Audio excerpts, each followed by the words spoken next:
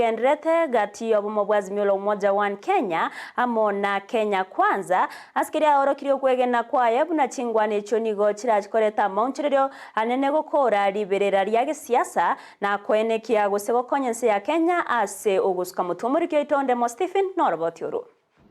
Emero beria chinkwana gati omo bwazimio amo na boria bwa Kenya kwanza nigenderete koyekwa Omujumbe wa Bonchari Dr. Charles Onchoke nega akeire chinkwane chwe koko askari agenete nchika ilibera rya kisiasa ime ya Kenya.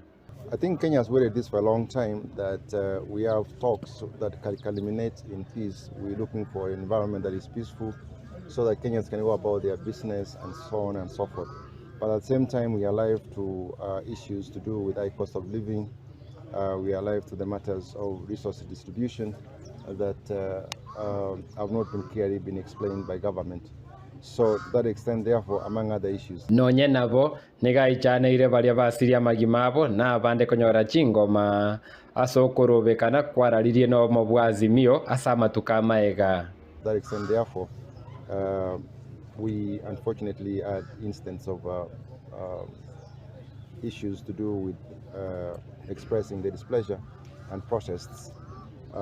We sometimes don't end it very well because as you're all aware, we have had deaths, we have had people injured, people losing their limbs and so on and so forth.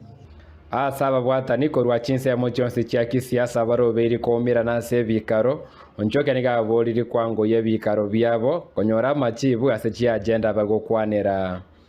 But I think what every Kenyan wants is peace, every Kenyan wants fairness, every Kenyan wants justice, so that we live in a country that we all believe that there's democracy and there's fairness.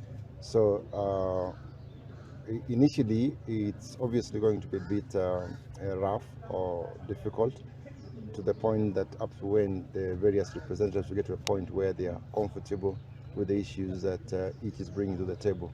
So and we are praying and hoping and encouraging them to do that very quickly.